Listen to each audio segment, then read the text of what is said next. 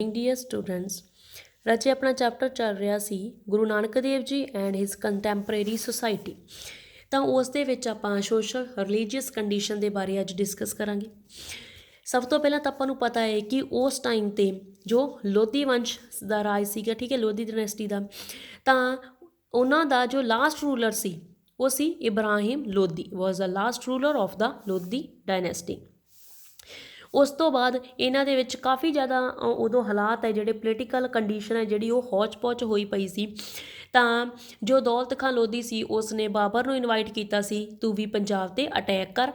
ਤਾਂ ਉਸ ਤੋਂ ਬਾਅਦ ਬਾਬਰ ਨੇ ਵੀ ਇੱਥੇ ਪੰਜਾਬ 'ਤੇ ਹਮਲੇ ਕੀਤੇ। ਤਾਂ ਜੋ ਰਹਿੰਦੀ ਖੁੰਦੀ ਜੋ ਹਲਬਲੀ ਸੀਗੀ ਉਹ ਬਾਬਰ ਨੇ ਮਚਾ ਦਿੱਤੀ ਸੀ ਉਸ ਟਾਈਮ 'ਤੇ। ਤਾਂ ਉਦੋਂ ਜਿਹੜਾ ਹੈਗਾ ਏ ਜੋ ਕਿਸ ਤਰ੍ਹਾਂ ਦੀ ਕੰਡੀਸ਼ਨ ਸੀ ਉਹਨਾਂ ਦੀ, ਉਹਦੇ ਆਪਾਂ ਸੋਸ਼ਲ ਅਤੇ ਰਿਲੀਜੀਅਸ ਕੰਡੀਸ਼ਨ ਦੇ ਬਾਰੇ ਅੱਜ ਡਿਸਕਸ ਕਰਾਂਗੇ। Muslim society divided into 3 categories, upper class, middle class and lower class. Upper class ਦੇ ਵਿੱਚ ਕੀ ਸੀ? ਹਾਈ ਰੈਂਕਿੰਗ ਨੋਬਲਸ, ਇਕਤਾਦਾਰ, ਉਲੇਮਾਸ were counted among the members of this class. ਇਸ ਕਲਾਸ ਦੇ ਵਿੱਚ ਉੱਚੇ ਉੱਚੇ ਰੈਂਕ ਵਾਲੇ ਨੋਬਲ ਸਰਦਾਰ ਜਿਹੜੇ ਸੀਗੇ। ਇਕਤਾਦਾਰ ਮਤਲਬ ਉਹਨਾਂ ਕੋਲ ਇਕਤੇ ਹੁੰਦੇ ਸੀ। ਇਕਤੇ ਕੀ? ਜ਼ਮੀਨ ਦਾ ਪਾਰਟ ਹੁੰਦਾ ਸੀ, ਉਹਨੂੰ ਇਕਤਾ ਕਹਿੰਦੇ ਸੀ, ਅਤੇ ਉਸ ਦਾ ਜਿਹੜਾ ਸੰਭਾਲ ਕਰਨ ਵਾਲਾ ਕੇਅਰ ਟੇਕਰ ਹੁੰਦਾ ਸੀ ਉਸ ਨੂੰ ਇਕਤਾਦਾਰ ਕਿਹਾ ਜਾਂਦਾ ਸੀ। ਉਲੇਮਾਸ ਧਾਰਮਿਕ ਜੋ ਧਾਰਮਿਕ ਲੀਡਰ ਹੁੰਦੇ ਸੀ ਉਹਨਾਂ ਨੂੰ ਉਲੇਮਾ ਕਿਹਾ ਜਾਂਦਾ ਸੀ, ਠੀਕ ਹੈ। Nobel held high rank in the Muslim government ਦੇ ਵਿੱਚ ਨੋਬਲ ਨੂੰ ਹਾਈ ਰੈਂਕ ਮਿਲਦਾ ਹੁੰਦਾ ਸੀ। ਹੀ ਵਾਜ਼ ਅਡਰੈਸਡ ਐਜ਼ ਮਲਿਕ, ਖਾਨ, ਅਮੀਰ ਕਿਹਾ ਜਾਂਦਾ ਸੀ ਉਹਨਾਂ ਨੂੰ। ਇਕਤਾਦਾਰ ਵਰ ਬੇਸਿਕਲੀ ਬਿਗ ਲੈਂਡ ਲਾਰਡਸ। ਇਕਤਾਦਾਰ ਜੋ ਹੁੰਦੇ ਸੀ ਉਹ ਵੱਡੀਆਂ ਵੱਡੀਆਂ ਪਾਰਟਸ ਜ਼ਮੀਨਾਂ ਦੇ ਜਿਹੜੇ ਸੀਗੇ ਉਹ ਮਾਲਕ ਹੁੰਦੇ ਸੀਗੇ। All the nobles had their personal amirs which they offered to sultans for military purpose or demand। Novels ਕੋਲ ਕੀ ਹੁੰਦਾ ਸੀ? ਪਰਸਨਲ ਜਿਹੜੇ ਹੈਗੇ ਆ, ਜਿਵੇਂ ਆਪਾਂ ਕਹਿ ਸਕਦੇ ਹਾਂ ਆਰਮੀ, ਸੈਨਿਕ ਜਿਹੜੇ ਹੁੰਦੇ ਸੀ ਉਹਨਾਂ ਕੋਲੇ, ਜਿਹੜੇ ਕਿ ਉਹ ਸੁਲਤਾਨ ਨੂੰ ਦਿੰਦੇ ਸੀ। ਕਦੋਂ ਦਿੰਦੇ ਸੀ? ਜਦੋਂ ਮਿਲਟਰੀ ਦੀ ਡਿਮਾਂਡ ਹੁੰਦੀ ਸੀ ਜਾਂ ਜਦੋਂ ਲੜਾਈ ਵਿੱਚ ਜਾਣਾ ਹੁੰਦਾ ਸੀ, ਉਹਨਾਂ ਨੂੰ ਲੋੜ ਹੁੰਦੀ ਸੀ ਤਾਂ ਉਦੋਂ ਹੀ ਦੇ ਦਿੰਦੇ ਹੁੰਦੇ ਸੀ। Life of members of this class was spent in luxury. ਕਹਿੰਦੇ ਇਹਨਾਂ ਲੋਕਾਂ ਦੀ ਜੋ ਲਾਈਫ ਹੁੰਦੀ ਸੀ ਬਹੁਤ ਜ਼ਿਆਦਾ ਲਗਜ਼ਰੀ ਹੁੰਦੀ ਸੀ, ਬਹੁਤ ਪੈਸੇ ਵਾਲੇ ਹੁੰਦੇ ਸੀ ਇਹ ਲੋਕ। ਨੈਕਸਟ ਆ ਗਿਆ ਮਿਡਲ ਕਲਾਸ। ਮਿਡਲ ਕਲਾਸ ਦੇ ਵਿੱਚ farmer, trader, soldier, middle ranking government officer, ਉਹ ਸਾਰੇ ਇਹਦੇ ਵਿੱਚ ਹੁੰਦੇ ਸੀਗੇ। Muslim scholars and writers also counted in this part in this class. Their standards or living and social status were far better than the social status and economic condition of the Hindus।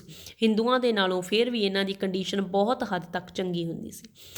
Lower class, artisan, domestic servants, male and female slave etcetera are counted in this class. ਜੋ ਵੀ ਜਿਹੜੇ ਹੈਗੇ ਆ ਕੰਮ ਕਰਨ ਵਾਲੇ ਹੁੰਦੇ ਸੀ, ਜਾਂ ਜੋ ਸਲੇਵ ਹੁੰਦੇ ਸੀ, ਜਾਂ ਜੋ ਜਿਹੜੇ ਹੈਗੇ ਆ ਨੌਕਰ ਚਾਕਰ ਹੁੰਦੇ ਸੀ, ਉਹ ਸਾਰੇ ਇਸ ਕਲਾਸ ਦੇ ਵਿੱਚ ਆਉਂਦੇ ਸੀ, ਲੋਅਰ ਕਲਾਸ ਦੇ ਵਿੱਚ ਆਉਂਦੇ ਸੀ। ਇਹਨਾਂ ਦੀ ਪੋਜੀਸ਼ਨ ਜਿਹੜੀ ਸੀਗੀ ਉਹ ਕਾਫੀ ਲੋ ਹੁੰਦੀ ਸੀਗੀ। They work hard to earn their livelihood, ਜ਼ਿਆਦਾ ਵਰਕ ਹਾਰਡ ਕਰਨਾ ਪੈਂਦਾ ਸੀ। Artisans like weavers, goldsmith, carpenters, cobblers could hardly earn 2 square meals by even putting in hard work throughout the day। ਸਾਰਾ ਦਿਨ ਕੰਮ ਕਰਕੇ ਉਹਨਾਂ ਨੂੰ ਮਸਾਂ ਹੀ 2 ਵਕਤ ਦੀ ਰੋਟੀ ਮਿਲਦੀ ਹੁੰਦੀ ਸੀ। The domestic servants and slaves serve the high class of the Muslim society। ਇਹ ਸਿਰਫ ਜੋ ਮੁਸਲਿਮ ਸੁਸਾਇਟੀ ਹੁੰਦੀ ਸੀ, ਹਾਇਰ ਕਲਾਸ ਦੇ ਲੋਕ ਹੁੰਦੇ ਸੀ ਮੁਸਲਿਮ ਲੋਕ, ਤਾਂ ਉਹਨਾਂ ਨੂੰ ਸਿਰਫ ਸਰਵ ਕਰਦੇ ਹੁੰਦੇ ਸੀ, ਉਹਨਾਂ ਨੂੰ ਸੇਵਾਵਾਂ ਹੀ ਪ੍ਰਦਾਨ ਕਰਦੇ ਹੁੰਦੇ ਸਨ। Position of women in the Muslim society. Muslim society ਦੇ ਵਿੱਚ ਵਿਮਨ ਦੀ ਪੋਜੀਸ਼ਨ ਕੀ ਸੀ? ਮੁਸਲਿਮ ਸੁਸਾਇਟੀ ਦੇ ਵਿੱਚ ਵਿਮਨ ਦੀ ਪੋਜੀਸ਼ਨ ਜੋ ਸੀ ਕਾਫੀ ਹੱਦ ਤੱਕ ਚੰਗੀ ਸੀ। Only upper class women lived in good condition to some extent।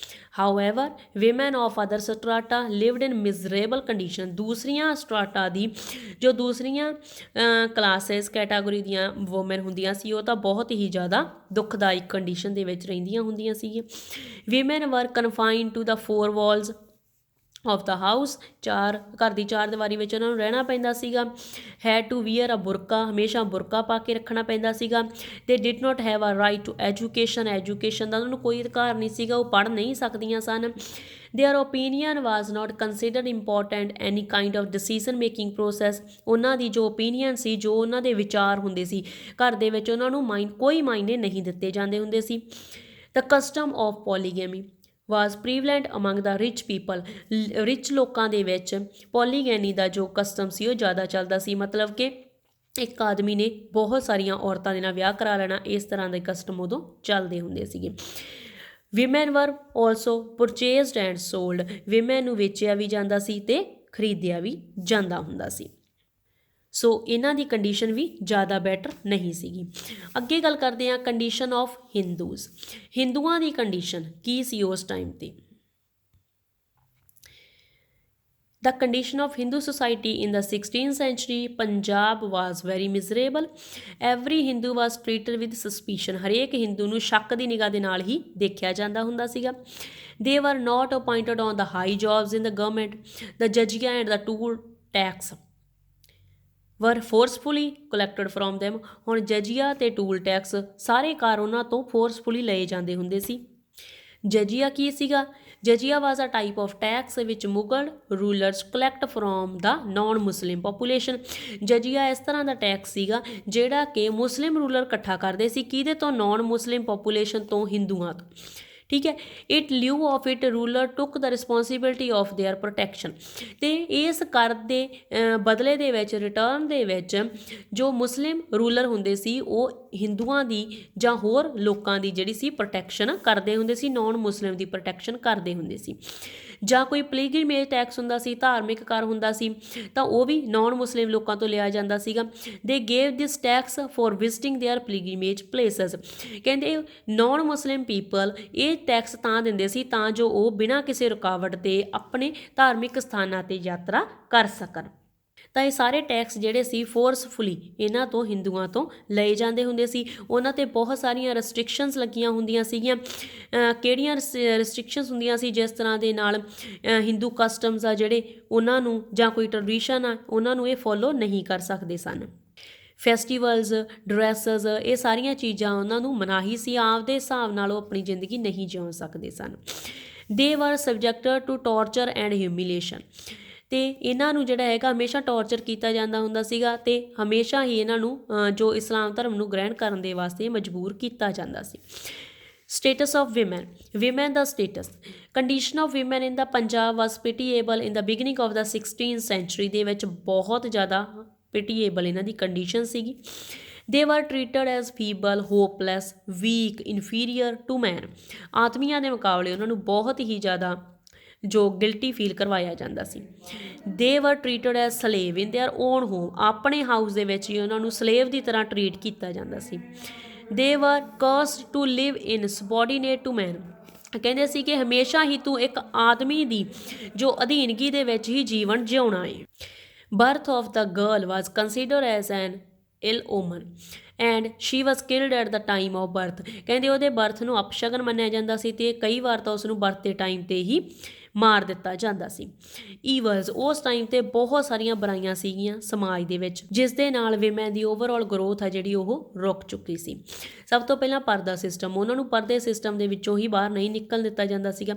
The Hindu women covered their face with their chunnis ਔਰ ਸਾੜੀਜ਼, ਠੀਕ ਹੈ, ਇਹਨਾਂ ਦੇ ਨਾਲ। ਅਤੇ ਮੁਸਲਿਮ ਵਿਮੈਨ ਵੋਰ ਬੁਰਕਾ, ਮੁਸਲਿਮ ਹਮੇਸ਼ਾ ਹੀ ਬੁਰਕਾ ਪਾਈ ਰੱਖਦੀਆਂ ਹੁੰਦੀਆਂ ਸੀ ਵਿਮੈਨ, ਤਾਂ ਕਰਕੇ ਇਹਨਾਂ ਨੂੰ ਹਮੇਸ਼ਾ ਪਰਦੇ 'ਚ ਰੱਖਿਆ ਜਾਂਦਾ ਸੀ।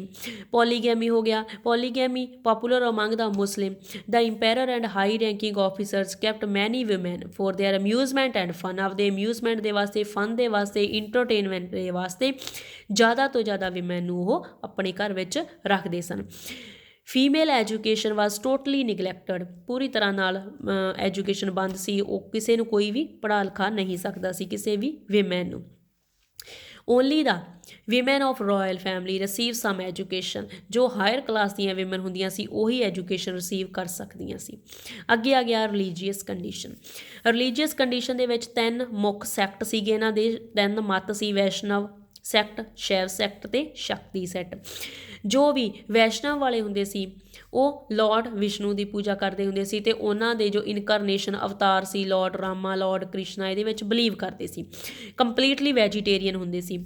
ਸ਼ੈਵ ਵਾਲੇ ਸੀ ਜਿਹੜੇ ਲਾਰਡ ਸ਼ਿਵਾ ਦੀ ਪੂਜਾ ਕਰਦੇ ਸੀਗੇ। ਨਾਲ ਜਿਹੜੇ ਹੈਗੇ ਆ ਜਿਵੇਂ ਗੋਰਖਪੰਥੀ ਜਾਂ ਨਾਥਪੰਥੀ ਜੋਗੀਜ਼ ਜਿਹੜੇ ਸੀਗੇ ਇਹ ਸਾਰੇ ਇਹਦੇ ਵਿੱਚ ਇਨਕਲੂਡ ਹੁੰਦੇ ਸੀ। ਸ਼ਕਤੀ ਸੈਕਟ ਵਾਲੇ ਜਿਹੜੇ ਸੀ ਉਹ ਗੋਡੈਸ ਕਾਲੀ ਜਾਂ ਦੁਰਗਾ ਦੀ ਪੂਜਾ ਕਰਦੇ ਸੀ ਤੇ ਇਹਨੂੰ ਹੀ ਸ਼ਕਤੀ ਦਾ ਅਵਤਾਰ ਮੰਨਦੇ ਸੀ। ਦੇ ਆਲਸੋ ਪਰਫੋਰਮਡ ਐਨੀਮਲ ਸੈਕਰੀਫਾਈਸ ਤੇ ਐਨੀਮਲ ਦੀ ਬਲੀ ਵਗੈਰਾ ਵੀ ਉਹ ਦਿੰਦੇ ਹੁੰਦੇ ਸੀ। ਇਹਨਾਂ ਸਾਰੀਆਂ ਬੁਰਾਈਆਂ ਜੋ ਵੀ ਝੂਠੇ ਰੀਤੀ ਰਿਵਾਜ ਹੁੰਦੇ ਸੀ ਜਾਂ ਕੋਈ ਜਿਹੜੀ ਹੈਗੀ ਕੁਰਬਾਨੀਆਂ ਵਗੈਰਾ ਦਿੱਤੀਆਂ ਜਾਂਦੀਆਂ ਸੀ, ਕੋਈ ਬਲੀਆਂ ਵਗੈਰਾ ਦਿੱਤੀਆਂ ਜਾਂਦੀਆਂ ਸੀ, ਉਹਨਾਂ ਸਾਰੀਆਂ ਬੁਰਾਈਆਂ ਨੂੰ ਹੀ ਗੁਰੂ ਜੀ ਨੇ ਕੰਡੈਮ ਕੀਤਾ ਸੀਗਾ। ਅਤੇ ਗੁਰੂ ਜੀ ਨੇ ਉਸ ਟਾਈਮ 'ਤੇ ਜੋ ਔਰਤਾਂ ਦੀ ਕੰਡੀਸ਼ਨ ਸੀ ਉਸ ਨੂੰ ਵੀ ਕੰਡੈਮ ਕੀਤਾ ਸੀ। ਉਸ ਨੂੰ ਵੀ ਕਿਹਾ ਸੀ ਕਿ why to call an evil who gave birth to a king, ਵੀ ਉਸ ਨੂੰ ਤੁਸੀਂ ਬੁਰਾਈ ਕਿਉਂ ਕਹਿੰਦੇ ਆ ਜਿਹੜੀ ਕਿ ਰਾਜੇ ਮਹਾਰਾਜਿਆਂ ਨੂੰ ਜਨਮ ਦਿੰਦੀ ਹੈ। ਗੁਰੂ ਜੀ ਨੇ ਹਮੇਸ਼ਾ ਹੀ ਸੰਗਤ ਵਿੱਚ ਪੰਗਤ ਵਿੱਚ ਔਰਤਾਂ ਨੂੰ ਇਕੁਅਲ ਪੋਜੀਸ਼ਨ ਹੈ ਜਿਹੜੀ ਦਿੱਤੀ ਸੀ, ਉਹਨਾਂ ਦਾ ਮਾਣ ਸਤਿਕਾਰ ਵਧਾਇਆ ਸੀ। ਉਸ ਤੋਂ ਬਾਅਦ ਜਿਹੜਾ ਹੈਗਾ ਵੀ ਗੁਰੂ ਜੀ ਨੇ ਬਹੁਤ ਸਾਰੀਆਂ ਜਿਹੜੀਆਂ ਇਹ ਸਾਰੀਆਂ ਬੁਰਾਈਆਂ ਚੱਲ ਰਹੀਆਂ ਸੀ ਉਹਨਾਂ ਨੂੰ ਜਿਹੜਾ ਹੈਗਾ ਕੰਡੈਮ ਕੀਤਾ ਸੀ, ਉਹਨਾਂ ਨੂੰ ਵੀ ਉਹਨਾਂ ਦਾ ਖੰਡਨ ਕੀਤਾ ਸੀਗਾ। ਤਾਂ ਗੁਰੂ ਜੀ ਕਹਿੰਦੇ ਸੀ ਕਿ ਐਕਸਟਰਨਲ ਰਿਚੁਅਲ ਹੈ ਜਿਹੜੇ ਉਹਨਾਂ ਦੀ ਸੱਚੇ ਧਰਮ ਦੇ ਵਿੱਚ ਕੋਈ ਜਗ੍ਹਾ ਨਹੀਂ ਹੈਗੀ। No place of external rituals in true religion. ਕਹਿੰਦੇ ਗੁਰੂ ਜੀ ਸਟਰੋਂਗਲੀ ਕ੍ਰਿਟੀਸਾਈਜ਼ ਕਰਦੇ ਸੀ ਕਿ ਜੋ ਇਰੀਰੇਸ਼ਨਲ ਰਾਈਟਸ ਨੇ ਜਾਂ ਪਰਫੋਰਮੈਂਸ ਆਫ ਜੱਗਾਜ਼ sacrifice in order to achieve God, ਇਹ ਸਾਰੀਆਂ ਚੀਜ਼ਾਂ ਵਿਅਰਥ ਨੇ। Guru Nanak Dev ji also did not accept a method of ਜੋਗੀਜ਼। It had two major reasons: lack of reverence, devotion in their behavior toward God, and disagreement toward social responsibilities in the sanyasi life. Guru ji ਕਹਿੰਦੇ ਕਿ ਇੱਕ ਤਾਂ ਤੁਸੀਂ ਜਿਹੜਾ ਹੈਗਾ ਵੀ ਆਪਣੇ 'ਤੇ ਕਿ ਜੋ ਤੁਹਾਡਾ ਡਿਵੋਸ਼ਨ ਦਾ ਜੋ ਤੁਹਾਡਾ ਪਰਮਾਤਮਾ ਦੀ ਭਗਤੀ ਦਾ ਤਰੀਕਾ ਹੈ ਉਹ ਗਲਤ ਹੈ। ਦੂਸਰਾ ਕਿ ਉਹਦੇ ਵਿੱਚ ਜਿਹੜਾ ਹੈਗਾ ਵੀ ਕੋਈ ਲੈਕ ਹੈ, ਉਸ ਦੇ ਵਿੱਚ ਜਿਵੇਂ ਘਾਟ ਹੈ ਤੁਹਾਡੇ ਮਨ ਦੀ ਪਿਓਰਟੀ ਦੀ। ਦੂਸਰੀ ਗੱਲ ਕਿ ਜੋ ਸੋਸ਼ਲ ਰਿਸਪੋਂਸੀਬਿਲਿਟੀਜ਼ ਆ ਉਸ ਤੋਂ ਤੁਸੀਂ ਭੱਜਦੇ ਆ ਅਤੇ ਤੁਸੀਂ ਸੰਨਿਆਸੀ ਲਾਈਫ ਹੈ ਜਿਹੜੀ ਸਪੈਂਡ ਕਰਦੇ ਆ, ਇਹ ਦੋਵੇਂ ਚੀਜ਼ਾਂ ਹੀ ਗਲਤ ਹੈ। Guru ji did not accept Vaishnav bhakti and did not give any place to incarnation in his ideology. ਉਹ ਕਹਿੰਦੇ ਵੀ ਇਨਕਾਰਨੇਸ਼ਨਿਜ਼ਮ ਨਹੀਂ ਹੁੰਦਾ ਕੁਛ ਵੀ, ਅਵਤਾਰ ਧਾਰਨ ਕਰਨਾ ਜਿਹੜਾ ਹੈਗਾ ਕਹਿੰਦੇ ਉਹ ਮੇਰੀ ਆਈਡੀਓਲੋਜੀ ਦੇ ਵਿੱਚ ਕੋਈ ਉਹਦੀ ਜਗ੍ਹਾ ਨਹੀਂ ਹੈਗੀ। Accept this he also criticise the custom of Muslims. ਮੁਸਲਮਾਨਾਂ ਦੇ ਜੋ ਵੀ ਰੀਤੀ ਰਿਵਾਜ ਸੀ ਉਹਨਾਂ ਨੂੰ ਵੀ ਉਹਨਾਂ ਨੇ ਕੰਡੈਮ ਕੀਤਾ ਸੀ। ਸੋ ਆਪਾਂ ਅੱਜ ਗੁਰੂ ਨਾਨਕ ਦੇਵ ਜੀ ਦੇ ਟਾਈਮ ਦੀ ਸੋਸ਼ਲ ਰਿਲੀਜੀਅਸ ਅਤੇ ਜੋ ਹਿੰਦੂਆਂ ਦੀ ਕੰਡੀਸ਼ਨ ਸੀ ਉਸ ਦੇ ਬਾਰੇ ਡਿਸਕਸ ਕੀਤਾ ਹੈ। I hope you will better understand this topic. Thank you so much. Have a nice day.